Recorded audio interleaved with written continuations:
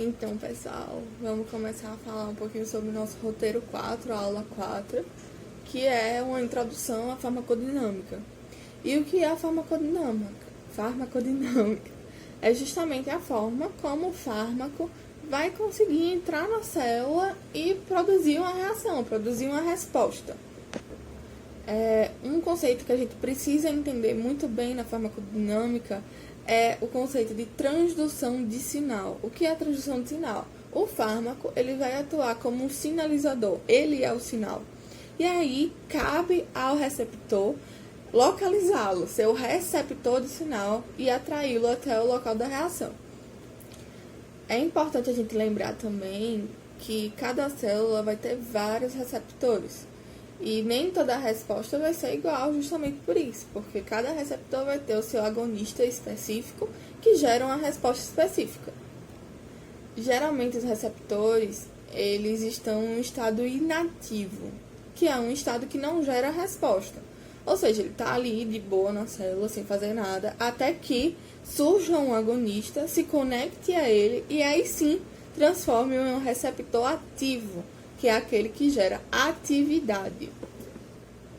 Com isso, a gente pode pensar um pouquinho nos tipos de receptores. A gente vai ter os receptores de canais iônicos, que são aqueles que precisam de um agonista que se conecta a um receptor para desenvolver a abertura de um canal iônico.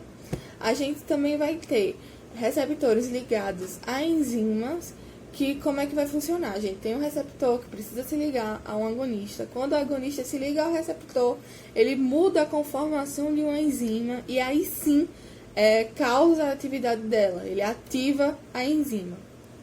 A gente também tem os receptores acoplados à proteína G.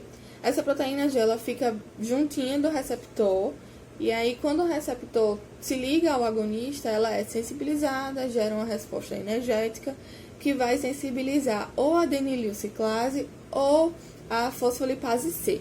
No roteiro 5 eu vou explicar bem direitinho, que é justamente aquele roteiro que ele pediu para fazer um desenho, mostrar a célula e ver como é esse funcionamento. E também a gente tem os receptores intracelulares, ou seja, ele fica dentro da célula. Para o agonista se ligar a ele, ele tem que ultrapassar a bicamada lipídica. E fica o alerta, se tiver numa prova o anunciado dizendo só existem receptores na superfície da célula, falso, existem receptores intracelulares. Agora vamos falar dos tipos de agonistas. Existe o agonista total, pleno, que é qual? Ele vai se ligar a todos os receptores e vai gerar uma resposta máxima, uma resposta de 100%. É a resposta terapêutica máxima. Existe o agonista parcial, que ele também vai se ligar a todos os receptores, mas a resposta dele, a ação dele não vai ser máxima. Por isso ela é chamada de parcial. E a gente também vai ter os agonistas inversos, que eles vão fazer o quê? Eles têm uma ação, mas a ação dele é inversa da esperada. Então, quando ele se liga ao receptor, se, por exemplo, a resposta que eu queria era contração muscular, ele vai gerar o relaxamento muscular, que é justamente a diferença dele para o antagonista. O antagonista, ele se liga ao receptor e deixa ele inativo. Lembra aquele que eu falei, estado inativo do receptor que não gera ação? Pronto, o antagonista, ele se liga ao receptor e ele impede que haja qualquer ação. E aí, dentro dos antagonistas, a gente vai ter os subtipos. A gente tem o antagonista competitivo, que é aquele que vai depender da concentração. Se eu tenho mais agonistas, agonistas se ligam ao receptor. Se eu tenho mais antagonistas, antagonistas se ligam ao receptor. A gente vai ter também os antagonistas não competitivos, que eles têm uma ligação muito mais forte que o agonista com o receptor. Ou seja, uma vez ligado, ele não vai se separar e não vai dar espaço para o agonista. A gente também tem um antagonista alostérico. O que é que vai acontecer? Ele vai se ligar a um sítio alostérico do receptor. Ou seja, não é aquele sítio convencional que o agonista se liga. É um sítio alternativo. Uma vez que ele se liga ao sítio alternativo, ele vai mudar a conformação do receptor. Se o receptor, digamos, tinha um formato quadrado, que isso é só uma ilustração, né? Não é bem assim, tinha um formato quadrado, uma vez que ele se liga ao outro sítio de ligação, ou esse receptor vai ficar redondo, e aí não vai mais conseguir se ligar com o agonista. E aí vamos para o conceito de potência e eficácia. A potência é uma característica do fármaco que avalia o quanto dele eu preciso para ter uma resposta. E aí, geralmente, ele é medido com a quantidade de fármaco necessária para ter uma reação de 50% da eficácia. E aí vem o questionamento: o que é a eficácia? A eficácia é justamente a capacidade desse fármaco gerar uma ação, independente da quantidade, seja pouca ou seja pequena, é a capacidade dele de gerar a ação. E aí a gente vai pensar na eficácia máxima. O que é a eficácia máxima? É garantir que todos os receptores estejam com agonistas e que essa resposta seja a máxima, seja 100% terapêutica. E aí é o que volta a gente a pensar nos agonistas parciais e totais. Eles vão ter uma diferença. Os totais vão ter uma eficácia máxima, já os parciais nunca vão ter uma eficácia máxima. Já o conceito de afinidade, esse é mais fácil, é sobre o quanto o receptor gosta do agonista.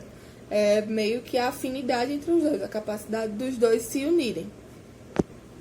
Outro conceito importante também para se falar nessa aula é o sinergismo. O que é o sinergismo? É quando dois fármacos atuando juntos têm uma resposta ainda maior do que eles usados isoladamente e a soma isolada de cada um. Vamos dar números para a gente entender mais ou menos. Eu tenho um fármaco que isolado, ele tem uma resposta de número 50. E um fármaco B, que isolado, tem uma resposta de número 60. Se fosse simplesmente a soma da atividade dos dois, a gente teria uma resposta de 110. Já o sinergismo é uma resposta dos dois juntos que totaliza mais que 110, por exemplo, 150.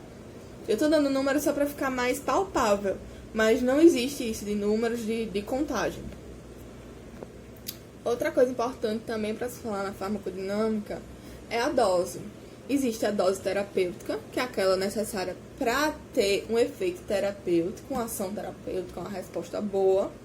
Tem a dose de intoxicação, né, a dose tóxica, que ela vai além da atividade terapêutica e chega a ser tóxica. E também tem a dose profilática, que é o que? Ela impede de haver um dano, impede a doença de acontecer, impede o sintoma de acontecer.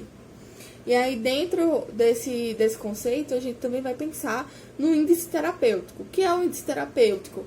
É o cálculo de uma margem onde eu posso atuar com a medicação, onde eu posso determinar uma dose e que ela não vai ser prejudicial, tóxica ao paciente e também não vai ser uma dose ineficiente, baixa.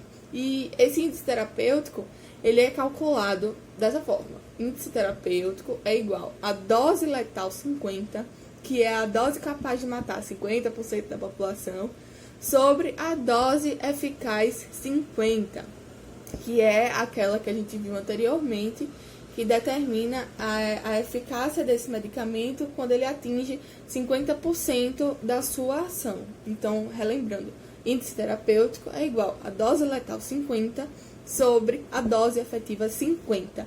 E aí, esse índice terapêutico, ele vai determinar a janela terapêutica, que é aquilo que eu falei, é uma margem onde você determinar uma dose é seguro. Ele não vai ser nem tóxico, nem ineficiente. E aí, outra coisa importante de falar também é que quanto mais próximo a dose letal 50 da dose efetiva 50 e menor essa janela terapêutica, o índice de letalidade, a letalidade desse medicamento, desse fármaco, é pior.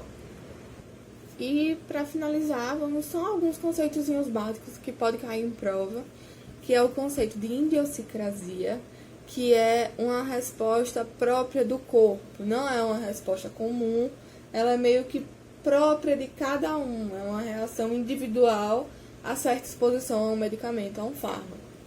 Aí a gente também vai ter o efeito colateral, e esse efeito colateral é aquele que vem na bula. Ele é previsível, é um efeito típico daquela medicação, daquele fármaco, ele é normal de acontecer. Que é diferente do efeito adverso, que assim, existem algumas citações na clínica, né? Enfim, existem citações de acontecer, mas que não são tão típicos, não são tão comuns e são geralmente mais sérios. Outra parte importante também é diferenciar a taquifilaxia de intolerância.